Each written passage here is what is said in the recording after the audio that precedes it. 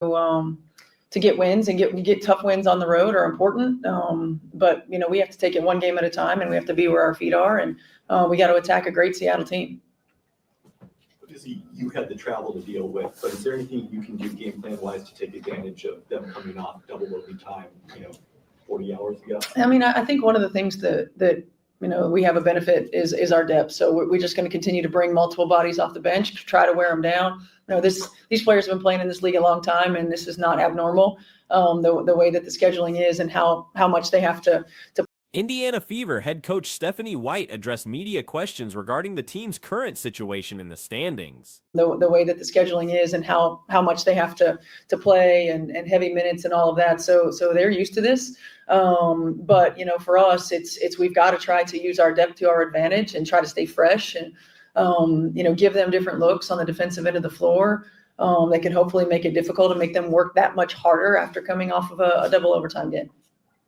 Coach, you guys have had a lot of success, more success than anyone without their star player. How have you guys been able to stick together without? Regarding their upcoming matchup against Seattle, White highlighted the team's depth as a key advantage they plan to exploit. The strategy involves rotating multiple substitutes to potentially exhaust their opponents who recently completed a double overtime battle just 40 hours prior. White acknowledged that WNBA veterans are accustomed to demanding schedules and heavy playing time, but the Fever intends to leverage their bench strength to maintain freshness and present various defensive schemes that could complicate Seattle's offensive execution. When questioned about the team's success during Caitlin Clark's absence, White praised the roster's character and chemistry. She described the players as selfless individuals who prioritize team success over individual achievements and consistently support one another. How have you guys been able to stick together without having Caitlin on the floor? I think first and foremost, we got a great group of women. They're team first. They pull for one another. They're selfless, and they're capable. And when you have that, it just they've been resilient all year long, and they rally together. They're a connected group, and I think that's really important. And we have capable players. We certainly play a little differently without Caitlin on the floor, but the confidence that each one of these women has gotten.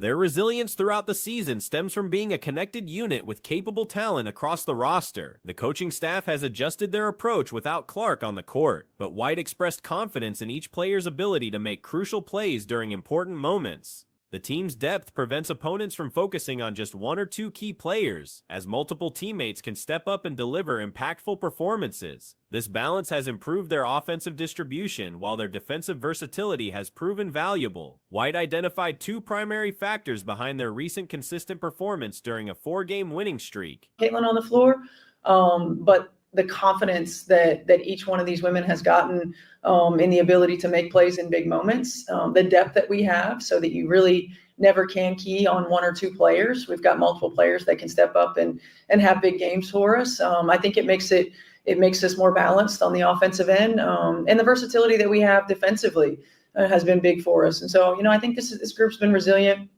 They've come together.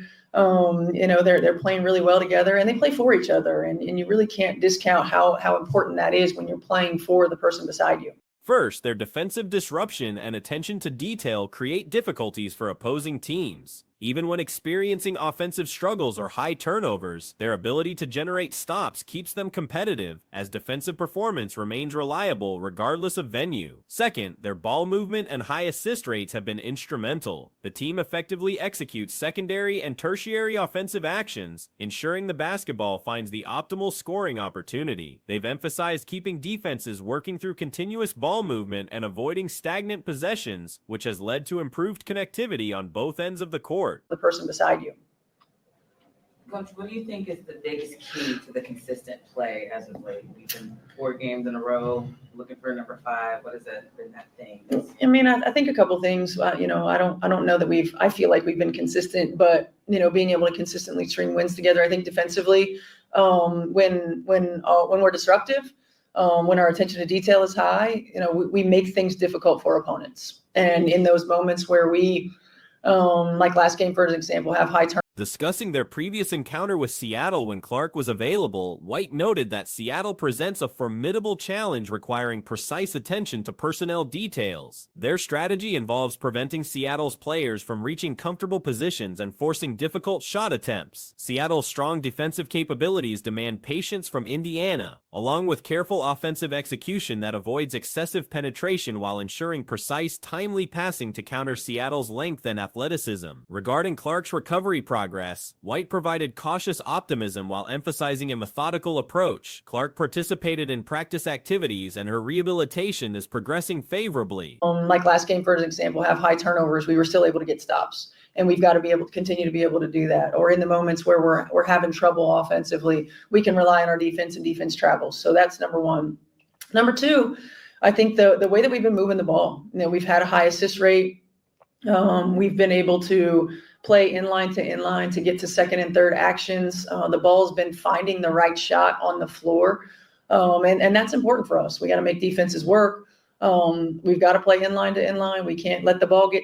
However, the organization remains committed to following each recovery step carefully to avoid setbacks. White stressed the importance of patience, acknowledging Clark's eagerness to return and the team's desire to have her back, but prioritizing her complete readiness above all else. The timeline remains uncertain as they continue taking the process one day at a time. White also praised Arian McDonald's recent contributions to the team. McDonald's dedication to studying and understanding the offensive system allowed her to integrate quickly and earn trust with ball handling responsibility. We got to make defenses work.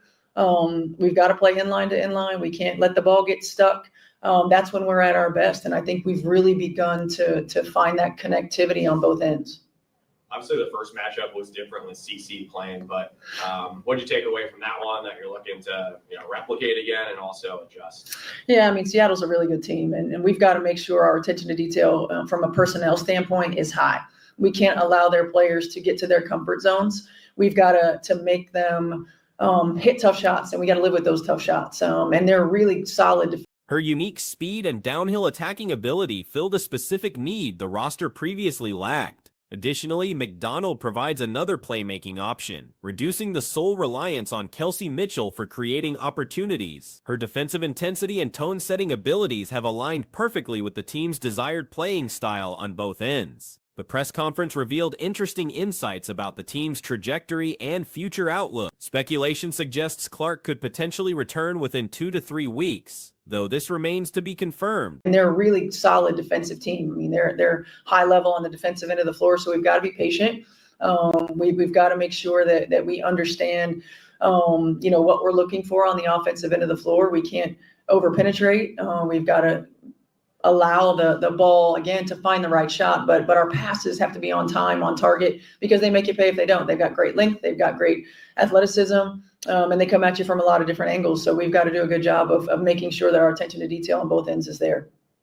Caitlin. The Fever's ability to maintain competitiveness and string together victories during this challenging period has surprised many observers who question their capacity to recover this season. Analysis suggests that coaching changes may have contributed to the team's improved performance, with some viewing previous leadership as potentially limiting the roster's potential. The departure of former coaching staff appears to have coincided with enhanced team chemistry and execution. However, current performance has been inconsistent across all players. Kelsey Mitchell's recent shooting struggles were particularly notable, going scoreless from three-point range in their latest outing. Kelsey Mitchell is going to be protected because she can be cored.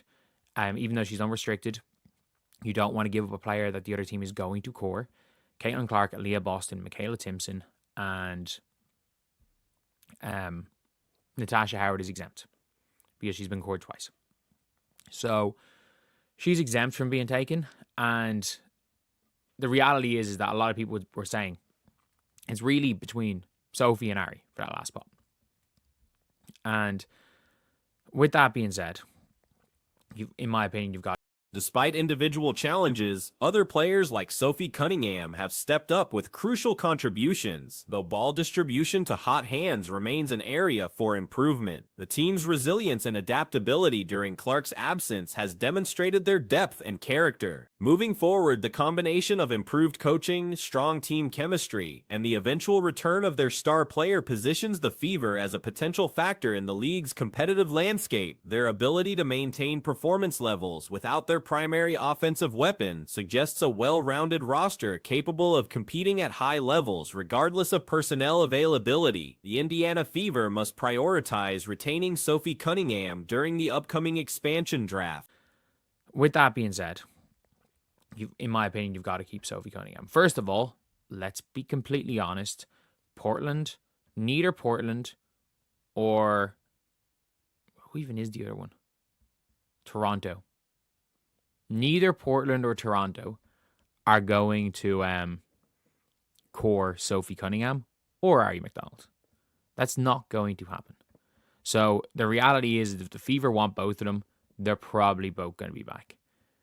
And whether or not it is even... There are absolutely no scenarios where leaving her unprotected would benefit the franchise. Her return to the roster appears highly likely for the following season. When examining the expansion draft dynamics, historical patterns show that teams typically sign only one unrestricted free agent, as evidenced by last year's signing of Mo Billings, who wasn't commanding significant contracts elsewhere. The Fever can protect 6 players, and certain selections are obvious. Lexi Hull requires protection as a restricted free agent, since losing her without protection offers no guarantee of re-signing. Kelsey Mitchell needs protection despite unrestricted status, as other teams might core her to be back. And whether or not it is even protecting, the Fever need to keep Sophie Cunningham at all costs. The Fever need to keep Lexi Hull at all costs. The Fever, ideally, you keep Ari McDonald, but like Ari McDonald is just Erica Wheeler 2.0. You can live without Ari McDonald, especially if you plan on Caitlin being healthy. If you don't, if you think Caitlin's going to be this injury-prone mess for the rest of her career, like this season, which, look, it's unlikely, but the Fever know more than we do. If that's what they believe, Caitlin Clark, Aaliyah Boston, and Michaela Timpson are locks for protection, while Natasha Howard enjoys exemption due to being cored twice previously. Many analysts frame the final protection spot as a choice between Sophie and Ari McDonald. However, neither Portland nor Toronto would likely core either player, meaning both could potentially return even without protection. Nevertheless, retaining Cunningham remains essential regardless of protection status, while keeping Hall and McDonald would be ideal. McDonald essentially functions as Erica Wheeler 2.0, a serviceable backup that becomes less critical with Clark's health. It's unlikely, but the Fever know more than we do. If that's what they believe, then 1, trade Caitlin while her value is high, and 2, keep Ari. If that's the case, go and do that. But honestly, we got to talk about how great Sophie Cunningham has been. Like, what Sophie Cunningham did on Paige Beckers the other day was ridiculous. Like, Sophie did foul the shit out of her a lot of the time off the ball. But it got to the stage then where Paige was pulling a Caitlin on it, where Paige was there arm barring off. Not with the ball, but like off the ball. If concerns exist about Clark's injury proneness, similar to this season's issues, then either trading Clark while her value remains high or maintaining depth becomes necessary. Cunningham's defensive performance has been exceptional, particularly her work against Paige Bueckers. Her physical off-ball defense frustrated Bueckers to the point where the opposing player resorted to arm barring and shoving tactics similar to what Clark faces. This physical pressure disrupted Bueckers' rhythm throughout the second half, contrasting sharply with their first meeting when McDonald was guarding Bueckers and allowed easy backdoor cuts for 22 points. Not with the ball, but like off the ball, she was there running in, and it's not like a little bit of contact creates space. She was just shoving Sophie Cunningham. She was start grabbing Sophie back, and like I took Paige out of her game in the second half. It really took Paige out of her game. And like we saw it the first time the Fever played the Wings, that Ari was guarding Paige and Paige was hitting her on back doors. Like Paige had a really difficult 22 points. Like if it wasn't for the 2 absolute BS, the 5 BS free throws from Phantom Fouls, Paige has 17 points, has a tough 7 The defensive impact was quantifiable. Booker scored a difficult 22 points, but removing 5 questionable free throws from phantom calls leaves just 17 points. Adding the missed shots from those phantom fouls results in 17 points on 17 attempts, exactly the tough shooting performance desired when defending elite scorers. Defenders want opponents discussing their tough shot-making ability, as this indicates effective defensive pressure. Forcing difficult attempts equals quality defense, and Cunningham consistently achieves this standard. To 17 points, has a tough 17 points, a real tough 17 points. And if you count the 2 misses on the phantom fouls, it's 17 points and 17 shots, which is absolutely what you want from Paige Bueckers. 17 points, 17 shots, and nothing easy, not one easy bucket.